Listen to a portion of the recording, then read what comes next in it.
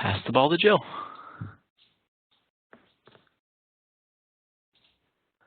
Okay, can you hear us? I can hear you just fine. How's everyone doing today? Good. Okay. So you want me to get started, and we'll just zoom from there. Please. Hi, everyone. Oh, wait. Okay, I'll wait. Oh, no, you're good. All right, I got to go ahead and share my desktop. That's always helpful. So this has been a long couple of weeks. There are days when I wonder how the brain is doing, but there I am. Okay, I think I'm there in all my glory. So hello, everyone, again. My name is Jill Dahlman, and I am a term lecturer at the University of Nevada, Reno, and an online lecturer and part of the online research development team of Chaminade University of Honolulu. So, so basically what I teach in the University of Nevada, Reno, which is where I have my term lecturer position, I teach English 098, which is a developmental course, 100J, which is a 5-credit stretch course. It's a combination of English 098 and English 101, and I teach English 102. I also occasionally teach literature courses. I have taught children's literature and war, advanced composition, and scandalous women behaving badly in literature. And for Chaminade University, that's a little bit different. Chaminade was my very first teaching gig as soon as I got my master's, and I used to teach face-to-face for them, but obviously the commute to Honolulu from Reno, Nevada would be a little bit difficult, to say the least, so now I teach exclusively online. I am a member, as I mentioned before, I'm a member of their online research team, and I teach specifically English 101. Occasionally, if they need somebody to fill in the blanks, I'll also throw in my hat for women's literature and English 102. But primarily, I am their 101 instructor. So the student demographics are very different for both of these places. University of Nevada, Reno is primarily a STEM school. We have contracts with Tesla and Amazon, and the little drones that you read so much about were actually developed here, so it's very much an engineering school. We have a lot of full-time students, primarily in the underground realm. Graduate students are here as well, although I'm really not certain. We have a medical school. I'm not certain of that demographic as well as I am the first-year composition, because that's my specialty. Women outnumber men, and like Chaminade University in Honolulu, very diverse group of people taking classes here. So Chaminade University of Honolulu has a student breakdown of like 3,800 people, whereas University of Nevada, Reno is a city. It's that big. The student demographics, women really outnumber the men at Chaminade, and they are, as you can see from the chart, they are primarily Asian and Caucasian, with a good chunk of Native Hawaiian Pacific Islander, Hispanic, and African Americans tossed in. Very small percentage of American Indian or Alaskan Native. It is a it's a general education school, and it's primarily known as a teaching school and a forensics. It has the only underwater forensics program in the nation, and has an extremely strong military program, which is where the primary online students come from. So the class sizes at the University of Nevada, Reno vary. They can go from a low of 18 to a high of 24. But Chaminade University caps all of its online courses at 16 and all of its face-to-face at 20. So research from Chaminade University means that 16 is the optimum number for student success in online courses. So I had to use a course management system, obviously, at Chaminade University. And I wanted something that I was familiar with because we were transitioning from CompClass. CompClass was the predecessor to LaunchPad, and basically was a course management system exclusively for writing instructors. So it had there were a lot of differences. So when we made the move over to LaunchPad, I jumped in with both feet. I was looking for something that was easy for me to use, easy for me to set up, and easy for my students to become familiar with them. I didn't want them to have any difficulties learning a new system, and I wanted to be able to easily transition myself. When we're talking about the students online, many of them are going from course management system to course management system to course management system. So LaunchPad is different from others, and I wanted the ease of transition to be very seamless for them. With the gradebook, I wanted students to be able to monitor their own grades. I wanted to be able to monitor how well students are doing. And a number of, one thing that did happen is last semester at University of Nevada, Reno, in the fall, the use of LaunchPad exclusively made that the number of passing students jumped from multiple failing grades to no failing grades, with the exception of 2 students. But when we're talking about close to 100 students, that's pretty substantial. So the things that I really liked about LaunchPad were its ready-made contents like Learning Curve and Learning by Doing and the ebook.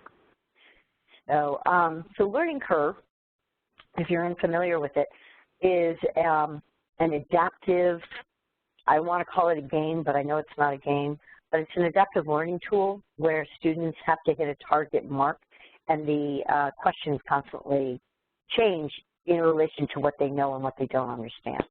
So my first semester using it was with UNR last fall in the English 101. I used it in solo for readers and writers. And with Chaminade, I used it with the Bedford Guide for College Writers and for my English 100J students. So I asked my students what did they like about it. And when I spoke to my students, I have Skype conferences 3 times a semester with my Chaminade students as part of my research, my ongoing research and retention in online students. So I asked them, do you like it? What do you like? What do you not like? This is the first time using it. What do you think? And my students, at the end of the semester, in their end of the semester surveys that my UNR students took, they mentioned how much they love Learning Curve. You can see the comments on the right. I liked it. They helped me with minor problems. I like Learning Curves, Learning by Doing. The other thing that one of the students mentioned is they like the fact that I conference all the time, which is why my voice is so sexy and sultry right now, because I've lost most of it from having over 40 conferences and 2 solid days of teaching this week. I think I need to trim it down a little bit. Okay, so other assignments that the students like that are directly related to LaunchPad include discussion boards.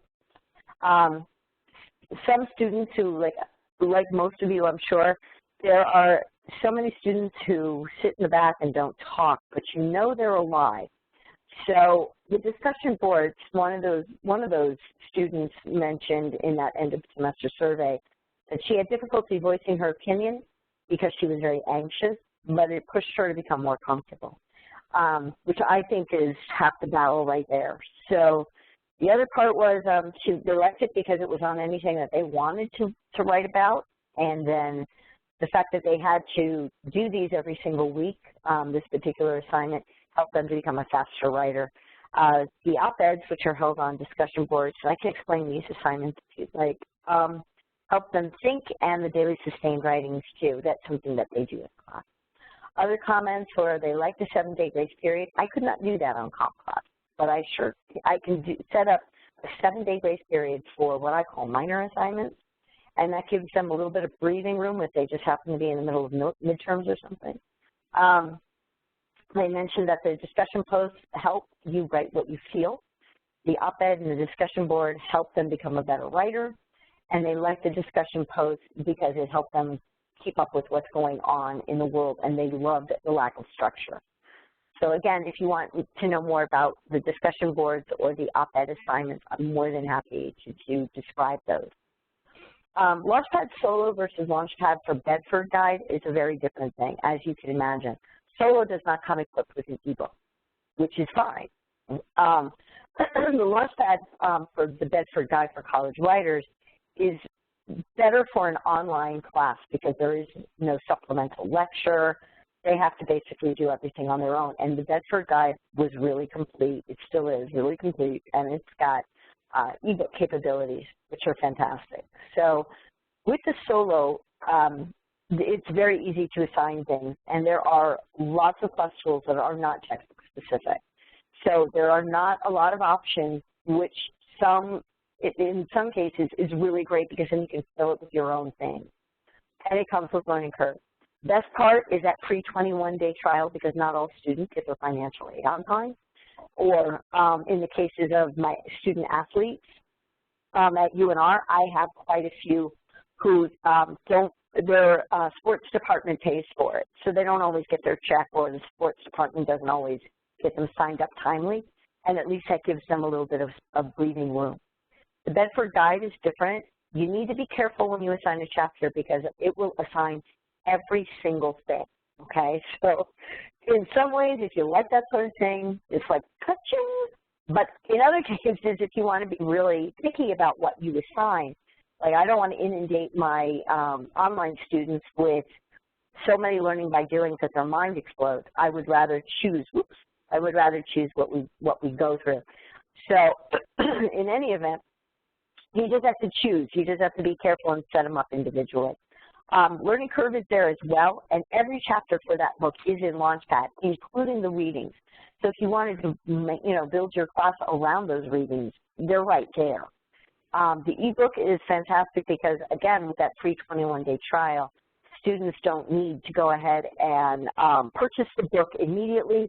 They can breathe a little bit, still stay on top of their studies, and you don't have to worry about a student not being able to complete assignments because the financial aid check has to come in, which is a lot less stress for just about everybody. So the comments from my students on LaunchPad, while most of my students agreed that LaunchPad was really green, and they liked that part, and so do I, they liked LaunchPad because it kept them organized. There's a calendar on LaunchPad, so students can check that 20 times a day if they want, and they know what's due and they know what's coming up. They did like the fact that they didn't have to print out their essays to turn them in, they just uploaded them. I like that too. So peer reviews I felt were much more substantial because they have specific questions to answer instead of being able to tag in specific places like with a comment box or something like that. So the peer reviews, I would still love to have a writing tab, and I understand it's forthcoming, so I'm not going to be,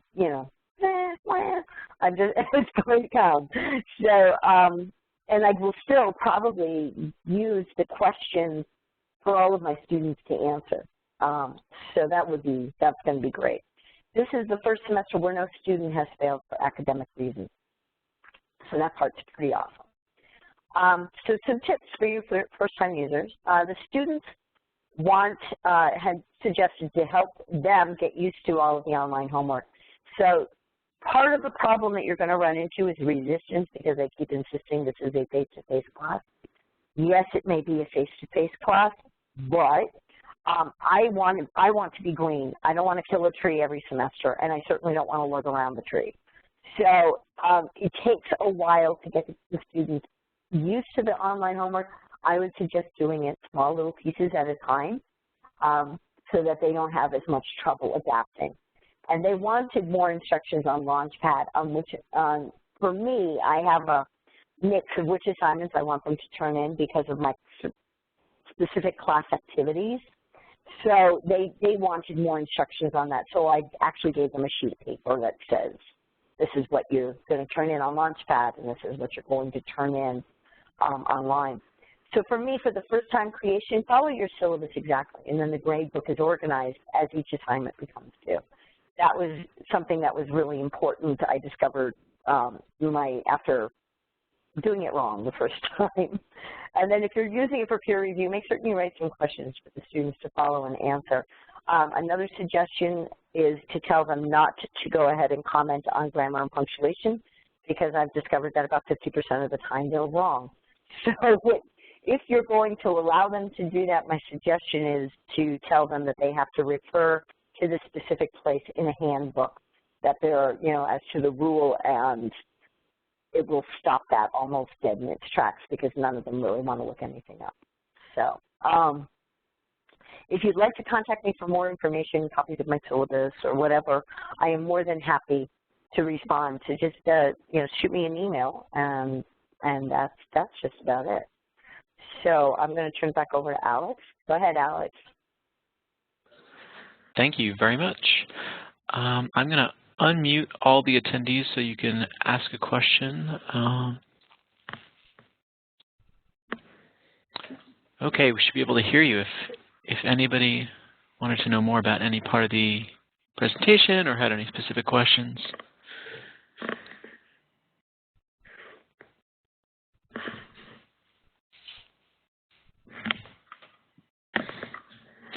Anybody?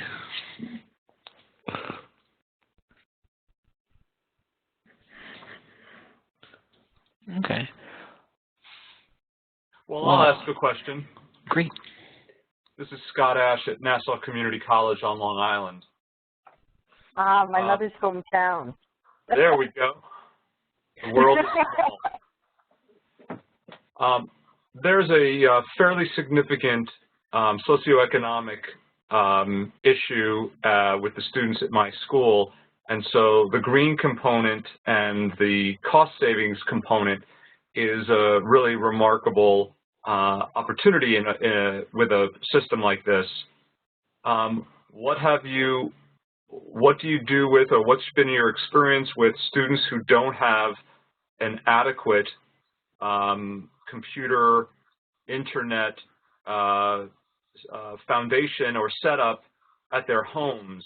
My experience with online teaching is students imagine that they have the equipment they need, and they imagine that they have all that they're going to need, and then about 2 or 3 weeks into the semester they discover that their computer isn't new enough, or that they're not able to do this class because they're having to do it in the library or whatever it might be. I'm just curious what your experience has been. It's been twofold. The first thing that I can say is with Chaminade University primarily works with, while it's a very good school, a lot of its students are low income. A lot of them. There are probably more scholarship students at Chaminade than there are paying students, I would venture a guess. So we did have that problem, specifically with the online students. So with the online students, what I find more often is that they don't understand. Like I had one online student who didn't even understand how to upload an essay. So I don't know how she was planning on really accomplishing everything that she wanted to accomplish. But I can tell you that when I made this known to the advisor actually called her in and went through things with her, and they were able to get everything straightened out. With University of Nevada, Reno, we have a lot of dorming students, and my biggest complaint that I get nonstop is the lack of internet service in the dorms. So most of my students head over to the library, which is pretty centrally located, and they have so many computer labs and places for students to do their work that my mind was officially blown when I walked into that library.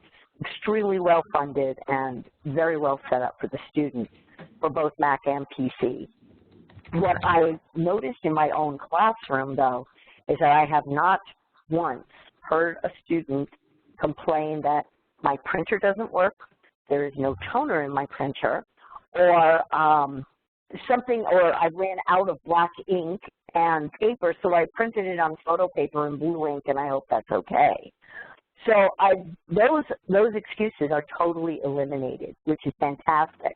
And a lot of the students at UNR, I would venture to say at least 3/4 of my students also work full-time or part-time. So if they're able to get things done, I think that has cut the excuses down to next to nothing.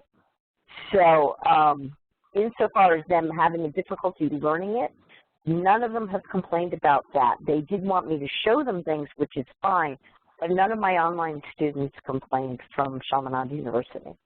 So I don't know if that exactly answers your question. It's in part an answer to my question. I guess what I was getting to is, you know, the amount of students who self-select for these kinds of classes without really recognizing what they're in for. And in my experience, I've had attrition rates of, 20 to 25, in worst case scenarios, 30%, because the students haven't really been educated well enough by the admin, or haven't adequately thought through what is required of them to be doing a fully or even partially online class, the discipline that it requires of the student. I totally agree with you on this. The other thing that I think that as instructors we misjudge, we think these students, because they grew up with iPads or iPhones or whatever, that they're tech savvy, but they aren't. They're tech savvy in text messaging, and they're tech savvy in answering their phone. That's about it. So lots of times you have to spend, I have to devote, in the first week I have to devote time to showing them, here's how you write a discussion post, here's how you post it, and explaining to them that they're probably better off by putting the discussion post in Word and copy and pasting, just in case the internet blips out like it does so often at the University of Nevada, Reno. The military students are a totally and completely different beast, and those are the ones I primarily teach online. I think because they have to use the computer through the military, that they're at least not afraid of it. But with the new GI Bill, their GI money can go to a spouse or a dependent.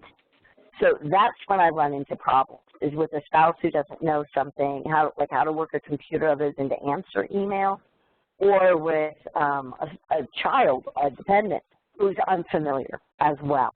So those kinds of things, excuse me, I think we need to address, but I think that the good thing is that LaunchPad is simple enough for them to figure it out, and the icons on the side are super easy because it says gradebook, calendar, and those are really obvious things that they know they can click on.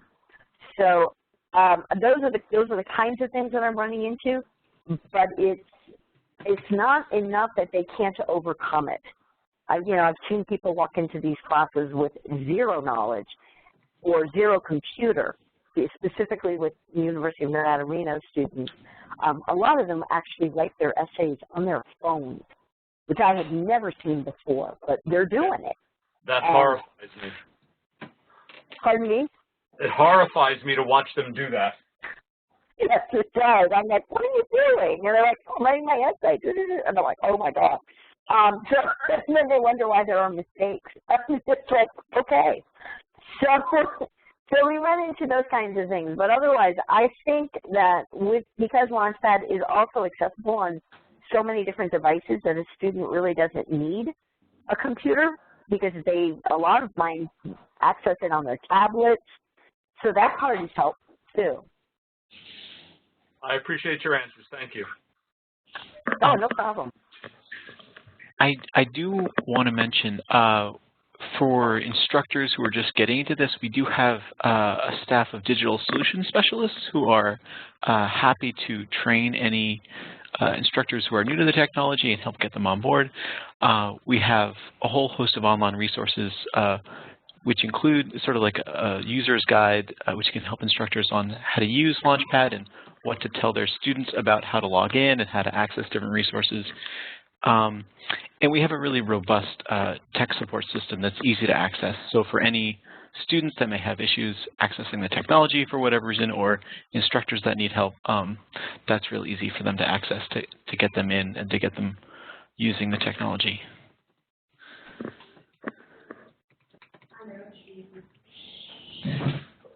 Were there any other questions? Still love to hear from you.